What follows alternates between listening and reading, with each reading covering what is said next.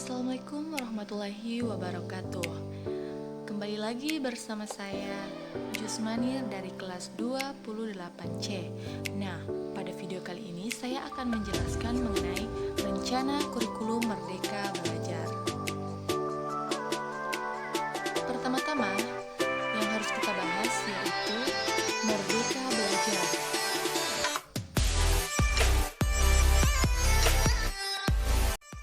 Nah, ada yang tahu tidak apa sih itu Merdeka Belajar?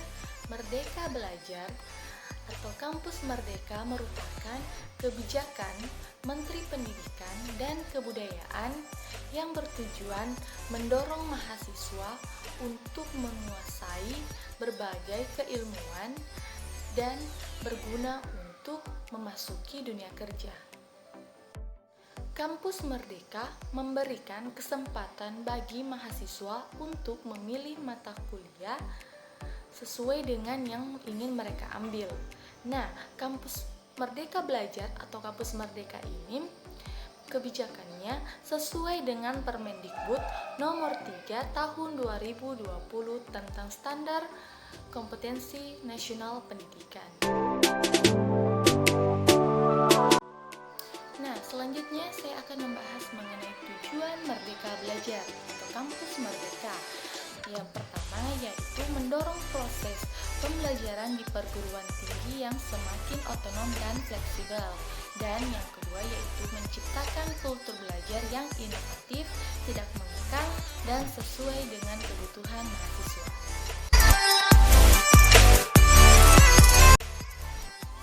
Selanjutnya yang akan saya bahas yaitu bentuk kegiatan pembelajaran. Bentuk kegiatan pembelajaran sesuai dengan Permendikbud nomor 3 tahun 2020 pasal 15 ayat 1 dapat dilakukan di dalam program studi dan di luar program studi, yaitu meliputi yang pertama di sini pertukaran pelajar. Kemudian magang atau praktik kerja, asisten mengajar di suatu satuan pendidikan, penelitian atau riset, proyek kemanusiaan, kegiatan kewirausahaan, studi atau proyek independen, membangun desa atau kuliah kerja nyata tematik. Nah, inilah 8 bentuk contoh kegiatan pembelajaran.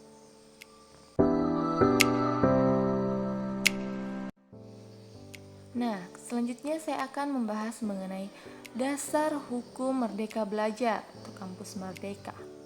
Yang pertama-tama saya akan bahas mengenai pembukaan program studi baru, di mana di sini yang menjelaskannya yaitu Permendikbud nomor 7 tahun 2020 tentang pendirian perubahan pembubaran perguruan tinggi negeri dan pendirian perubahan pencabutan izin perguruan tinggi swasta. Nah, yang kedua Permendikbud nomor 5 tahun 2020 tentang akreditasi program studi dan perguruan tinggi. Nah, yang kedua di sini saya akan membahas mengenai sistem akreditasi perguruan tinggi, di mana yang membahasnya itu Permendikbud nomor 5 tahun 2020 tentang akreditasi program studi dan perguruan tinggi. Selanjutnya yang ketiga yaitu perguruan tinggi negeri badan hukum, yang dimana yang menjelaskannya di sini yang pertama yaitu Permendikbud nomor 4 tahun 2020 tentang perubahan perguruan tinggi negeri menjadi perguruan tinggi negeri badan hukum. Yang kedua yaitu Permendikbud nomor 6 tahun 2020 tentang penerimaan mahasiswa baru program sarjana pada perguruan tinggi negeri. Dan yang terakhir yaitu hak belajar 3 semester di luar program studi. Yang membahasnya yaitu pada Permendikbud nomor 3 tahun 2020 tentang standar nasional pendidikan tinggi.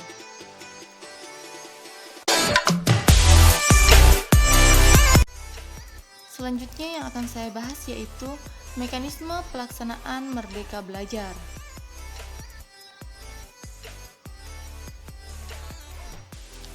Nah, yang pertama di sini yaitu tahap pertamanya yaitu mahasiswa mendaftar magang atau memilih mata kuliah pada sistem KRS yang bisa diambil di luar PT atau magang atau luar prodi. Yang kedua, mahasiswa mengikuti seleksi administratif dan akademik sesuai dengan mekanisme perusahaan atau PT lainnya. Yang ketiga, mahasiswa lulus seleksi yang dilakukan oleh industri atau PT lain. Yang keempat, mahasiswa magang atau kuliah di PT lain atau prodi lain. Yang kelima, proses penilaian dilakukan oleh dosen pembimbing bersama dengan pembimbing industri atau dosen dari PT lain yang penerima atau prodi penerima. Selanjutnya di sini mahasiswa mendapat nilai dari PT atau prodi lain industri dan dapat sertifikat magang. Selanjutnya di sini pada poin ke-7, konversi nilai dan pengakuan SKS. Yang ke-8, nilai diinput dalam KAS, dan yang terakhir itu PT asal melaporkan ke PDD Dikti. Nah, setelah kita membahas mengenai Merdeka Belajar, di sini saya lanjut membahas mengenai kurikulum.